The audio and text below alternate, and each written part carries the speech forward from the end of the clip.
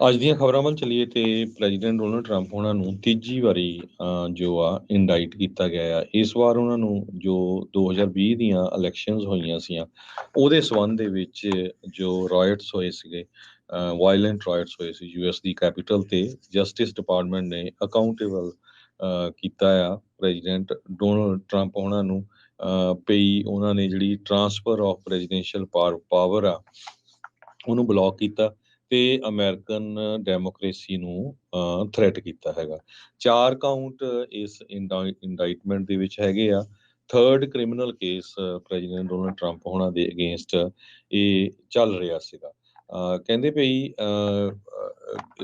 ਜਿਹੜੀ ਟਿਊਜ਼ਡੇ ਦੀ ਇੰਡਾਈਟਮੈਂਟ ਆ ਜੋ ਕੱਲ ਹੋਈ ਹੈਗੀ ਆ, ਇਹਦੇ ਵਿੱਚ ਡੀ ਫਰਾਡ ਕਰਨ ਦੇ ਲਈ ਯੂਨਾਈਟਿਡ ਸਟੇਟ ਦੀ ਗਵਰਨਮੈਂਟ, ਕੌਨਸਪੀਰੇਸੀਜ਼ ਨੂੰ ਲੈ ਕੇ ਤੇ ਹੋਰ ਬੈਡਰੌਕ ਫੰਕਸ਼ਨ ਆਫ ਡੈਮੋਕ੍ਰੇਸੀ ਨੂੰ ਅਸੌਲਟ ਕੀਤਾ ਗਿਆ ਹੈਗਾ। ਹਾਲਾਂਕਿ ਪ੍ਰੈਜ਼ੀਡੈਂਟ ਡੋਨਲਡ ਟਰੰਪ ਹੁਣੀ ਫਰੰਟ ਰਨਰ ਆ ਰਿਪਬਲਿਕਨ ਪਾਰਟੀ ਦੇ ਪ੍ਰੈਜ਼ੀਡੈਂਸ਼ੀਅਲ ਨੋਮੀਨੇਸ਼ਨ ਦੇ ਲਈ, ਜੋ ਅਗਲੇ ਸਾਲ ਦੇ ਐਂਡ ਤੱਕ ਇਲੈਕਸ਼ਨਸ ਹੋਣੀਆਂ ਹੈਗੀਆਂ ਤੇ ਹੋਰ ਵੀ ਕਈ ਲੀਗਲ ਕੌਨਸੀਕੁਐਂਸਸ ਫੇਸ ਕਰ ਰਹੇ ਹੈਗੇ ਆ। ਯੂਐਸ ਦੀ ਕੈਪੀਟਲ ਦੇ ਉੱਤੇ ਜਨਵਰੀ 6 2021 ਨੂੰ ਇੱਕ ਅਨਪ੍ਰੈਸੀਡੈਂਟਡ ਕਹਿੰਦੇ ਅਸੌਲਟ ਹੋਇਆ ਸੀ। ਇਹ ਜਿਹੜੀ ਕਿ ਸੀਟ ਆਫ ਡੈਮੋਕ੍ਰੇਸੀ ਹੈਗੀ ਆ। ਸੋ ਜਸਟਿਸ ਡਿਪਾਰਟਮੈਂਟ ਦੇ ਸਪੈਸ਼ਲ ਕੌਂਸਲ ਜੈਕ ਸਮਿਥ ਉਹਨਾਂ ਦਾ ਆਫਿਸ ਇਹ ਇਨਵੈਸਟੀਗੇਟ ਕਰ ਰਿਹਾ ਸੀ ਪ੍ਰੈਜ਼ੀਡੈਂਟ ਟਰੰਪ ਉਹਨਾਂ ਨੂੰ।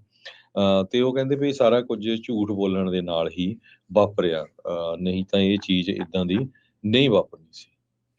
ਜੀ, ਬਿਲਕੁਲ 3 ਵਾਰ ਇੰਡਾਈਟ ਇਹ ਹੋ ਚੁੱਕੇ ਆ ਕ੍ਰਿਮੀਨਲ ਕੇਸਿਸ ਦੇ ਵਿੱਚ। ਇੱਕ ਜਾਰਜੀਆ ਵਾਲੀ ਇੰਡਾਈਟਮੈਂਟ ਸ਼ਾਇਦ ਅਜੇ ਉਹ ਵੀ ਆਉਣੀ ਬਾਕੀ ਆ। ਇਹ 2016 ਦੀਆਂ ਇਲੈਕਸ਼ਨਸ ਤੋਂ ਪਹਿਲਾਂ ਕਹਿੰਦੇ ਸੀ ਉਦੋਂ ਲੌਕ ਕਰਨ ਦੇ ਲਈ ਹਿਲਰੀ ਕਲਿੰਟਨ ਨੂੰ ਉਸ ਟਾਈਮ ਦੇ ਉੱਤੇ ਉਹਨਾਂ ਦੇ ਮਸਲੇ, ਪਰ ਇਹ ਖੁਦ ਇਸ ਜਾਲ ਦੇ ਵਿੱਚ ਚੰਗੇ ਜਿਹੜੇ ਫਸੇ ਨਜ਼ਰ ਆ ਰਹੇ ਆ। ਅਜੇ ਤੱਕ ਵੀ ਆਪਣੀ ਹਾਰ ਨੂੰ ਕਬੂਲਣ ਦੇ ਲਈ ਇਹ ਮੰਨ ਨਹੀਂ ਰਹੇ। ਉਹ ਬਿਗ ਲਾਈ ਕਹਿੰਦੇ ਰਹੇ ਆ। ਜਾਰਜੀਆ ਦੇ ਵਿੱਚ ਇੱਕ ਇਹਨਾਂ ਨੇ ਰੀਸੈਂਟ ਇੱਕ ਹੋਰ ਕੇਸ ਕੀਤਾ ਸੀ ਜਿਸ ਨੂੰ ਅਦਾਲਤ ਨੇ ਨਾ ਕਰ ਦਿੱਤੀ ਸੁਣਵਾਈ ਜਿਹੜੀ ਆ ਉਸ ਦੀ ਲੈਣ ਤੋਂ। ਉੱਧਰ ਇਹਨਾਂ ਦੇ ਕੈਂਪੇਨ ਮਨੀ ਲਗਾਤਾਰ ਬਲੀਡ ਹੋ ਰਹੀ ਆ ਕਿਉਂਕਿ ਟਰੰਪ ਹੋਣਾ ਦੇ ਇਹ ਜਿਹੜੇ ਕੇਸਿਸ ਦੇ ਵਿੱਚ ਮਨੀ ਲੱਗ ਰਹੀ ਆ।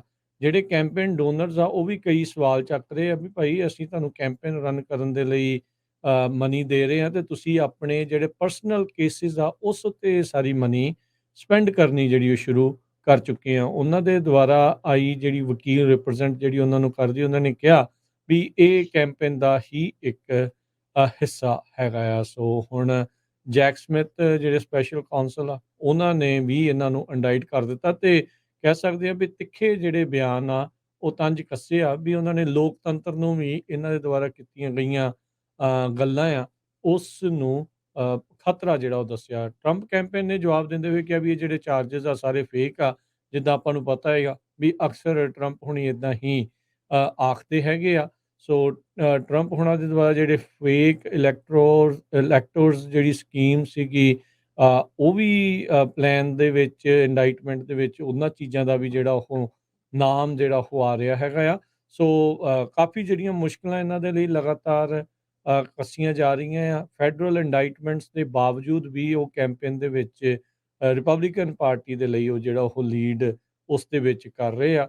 ਸੋ ਇਹ ਹੁਣ ਦੇਖਣਾ ਹੋਊਗਾ ਰਿਪਬਲਿਕਨ ਪਾਰਟੀ ਉਹਨਾਂ ਦੇ ਸਪੋਰਟਰਸ ਵੀ ਕਿਸ ਤਰੀਕੇ ਦੇ ਨਾਲ ਇਵੈਂਚੁਅਲੀ ਜਿਹੜਾ ਉਹ ਦੇਖਦੇ ਆ। ਜੋ ਬਾਈਡਨ ਜੋ ਕਿ ਖੁਦ ਬਹੁਤ ਹੀ ਵੱਡੀ ਉਮਰ ਦੇ 90 ਦੇ ਜਿਹੜੇ ਉਹ ਢੁੱਕ ਚੁੱਕੇ ਉੱਧਰ ਨੂੰ ਪਹੁੰਚ ਰਹੇ ਆ ਤੇ ਇਹ ਵੀ 80 ਪਲੱਸ ਦੇ ਵਿੱਚ ਹੈਗੇ ਨੇ, 85 ਤੋਂ ਉੱਤੇ ਆ। ਤੇ ਜੇ ਇਵੈਂਚੁਅਲੀ 2024 ਦੇ ਵਿੱਚ ਆਪਾਂ ਨੂੰ ਇਹ ਆਮੋ ਸਾਹਮਣੇ ਦੇਖਣ ਨੂੰ ਮਿਲਦੇ ਆ ਤੇ ਅਮਰੀਕਾ ਨੂੰ ਇੱਕ ਕਾਫੀ ਬਜ਼ੁਰਗ ਰਾਸ਼ਟਰਪਤੀ ਜਿਹੜਾ ਆ ਉਹ ਮਿਲੂਗਾ। ਕਿੱਦਾਂ ਹੋਊਗਾ, ਕਿਵੇਂ ਹੋਊਗਾ, ਇਹ ਦੇਖਣ ਵਾਲੀ ਗੱਲ ਰਹੂਗੀ।